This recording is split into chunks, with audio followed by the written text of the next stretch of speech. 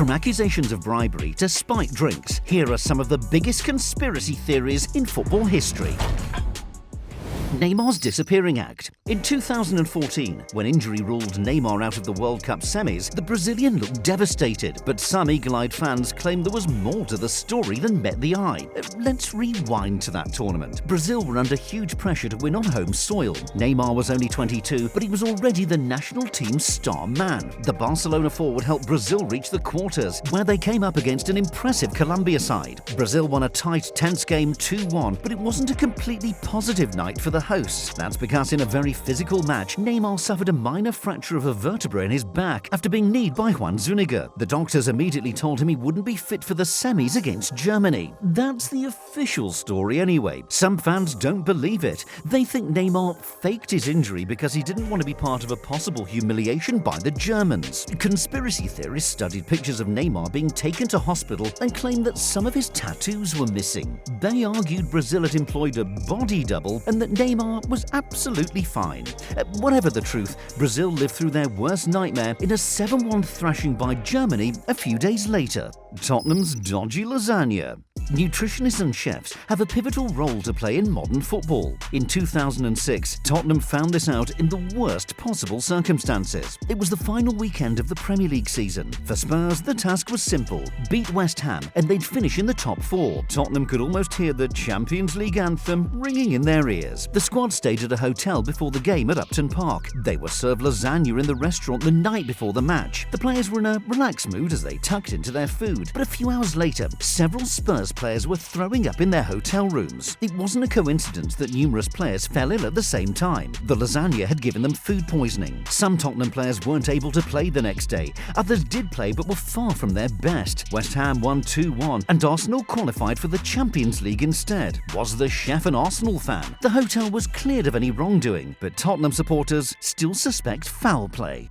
South Korea at the 2002 World Cup. South Korea's run to the semi-finals of the 2002 World Cup is often described as a fairy tale, but there's a much darker side to the co-host's achievement that summer. With Gus Hiddink in charge, South Korea were determined to do more than just make up the numbers. The Daegu Warriors finished top of the group ahead of the USA, Portugal and Poland. They then beat Italy in the round of 16 before dumping out Spain in the quarters. Hiddink's side were finally halted in the semis, beaten 1-0 by Germany. But although Koreans were thrilled by the team's achievements, Italy and Spain were left flabbergasted by some controversial refereeing decisions. Italy had Francesco Totti harshly sent off and a Damiano Tomasi goal incorrectly ruled out. Spain had 2 goals chalked off in the quarter-final before their eventual defeat on penalties. Ivan Helguera called it a robbery, and the Spanish media slammed the match officials as thieves of dreams. 20 years later, fans in Italy and Spain still refuse to believe they were victims of just bad luck.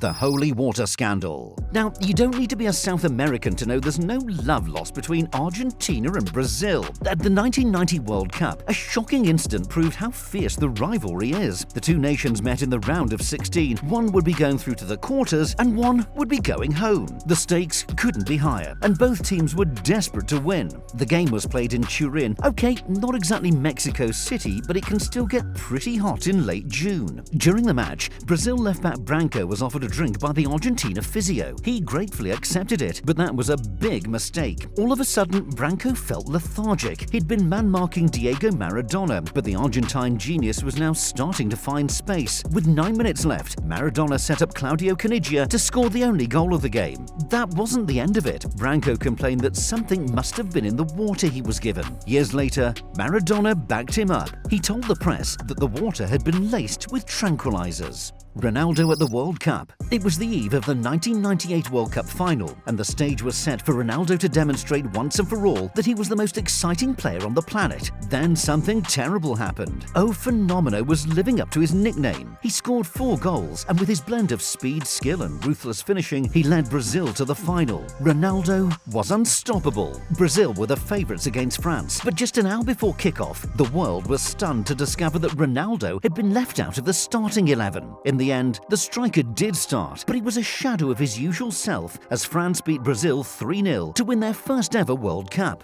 What had happened to R9? Reports soon emerged that he'd had a seizure the night before the game. Surely Ronaldo shouldn't have played. It didn't make any medical sense, but countless Brazilians believed the conspiracy that the all-powerful hand of Nike had a huge say. Nike's influence on the Brazil national team back then was massive. Remember all those brilliant adverts like the one in the airport lounge? Well, some believe there was a darker side to the £105 million partnership. Nike couldn't afford for Ronaldo to miss the biggest game in world sport. He was their most marketable star, and his absence from the final would have been unthinkable. Seizure or no seizure, Ronaldo had to play. Steven Gerrard's secret plan. Club captain, star player, boyhood fan, Steven Gerrard would do anything to win for Liverpool. But on one occasion, maybe he actually wanted the Reds to lose. It's hard to imagine. During his 17 seasons as a first-teamer at Anfield, Gerrard gave his blood, sweat and tears for the cause. He could have left Liverpool on several occasions, but Gerrard never abandoned the club he loved. So why does some conspiracy theorists believe the midfielder once missed a penalty on purpose? Well, it's exactly because he wanted the best for the club. In 2011, Liverpool were going through a terrible period under Roy Hodgson. The former Fulham boss was unpopular with the supporters. At one point, the Reds were even in the relegation zone. In a 3-1 loss to Blackburn, Gerrard missed a penalty. It wasn't even close. The ball went sailing over the bar. Stevie G looked disappointed, but was it all an act because he wanted Hodgson gone? Well, if it was, it worked. Roy was sacked within days. Hosting the World Cup.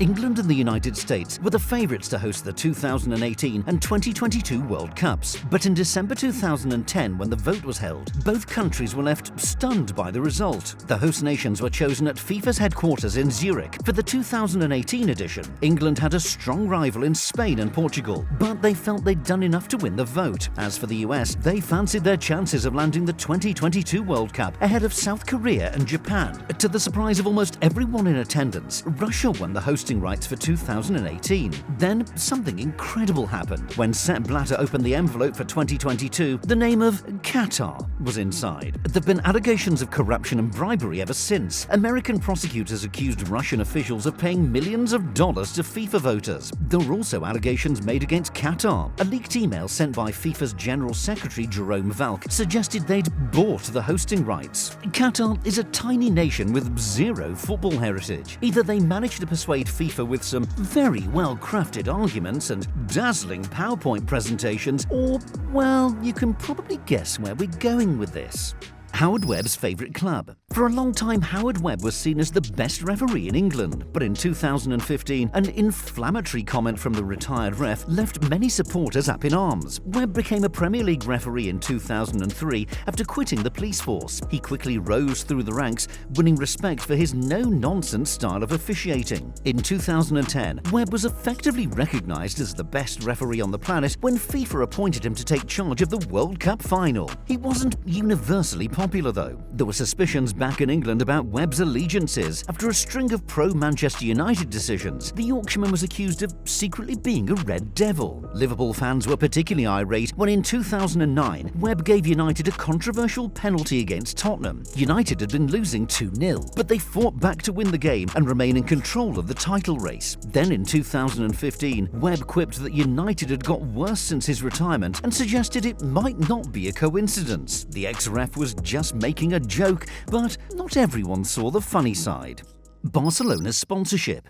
With his Real Madrid team up against one of the greatest Barcelona sides of all time, Jose Mourinho was more than happy to play dirty to gain an advantage. But at one point, the special one claimed it was Barca who were up to no good. For a large chunk of their history, Barcelona played without a shirt sponsor. Their motto is "Me que un club," more than a club, and this initiative seemed to show it. In 2005, Barcelona finally agreed to have a sponsor's logo on their shirts, but instead of a multinational corporation, it was a charity who got the nod. The UNICEF logo adorned Barca's shirts for the next 5 years, with the club paying the humanitarian aid organisation for the privilege. It was an arrangement which earned Barcelona a huge amount of praise. But Mourinho had his doubts. After Pepe was sent off in El Clasico, Jose put on his conspiracy theorist hat. The Madrid manager accused referees of giving Barcelona favourable decisions because of their support for UNICEF. I don't know if it's the UNICEF sponsorship or if it's because they're nice guys. I don't understand. European referees against the English. The European Cup was founded in 1955, but England refused to send a team for the first edition. That decision might have proved very, very costly. The FA didn't really see the point of this newfangled competition. They thought it could undermine their own tournaments. Chelsea could have taken part in 1955 to 56, but the Football League persuaded them to withdraw. Manchester United participated the following season, but the damage had already been done. Some people argue that UEFA wanted to punish England for not getting involved from the start. They insist that it's not a coincidence that an English team didn't win the competition until 1968, when Matt Busby's United lifted the trophy at Wembley. There were certainly some dodgy decisions before then. Liverpool were on the wrong end of some terrible refereeing when they lost to Inter in 1965. A club director gave birth to the conspiracy when he claimed that UEFA were out to get all English sides. English clubs have now won the European Cup or Champions League 14 times, so it's fair to say UEFA no longer holds a grudge. Which other conspiracy theories would you add to the list? Drop a comment below, then hit subscribe for more great football content.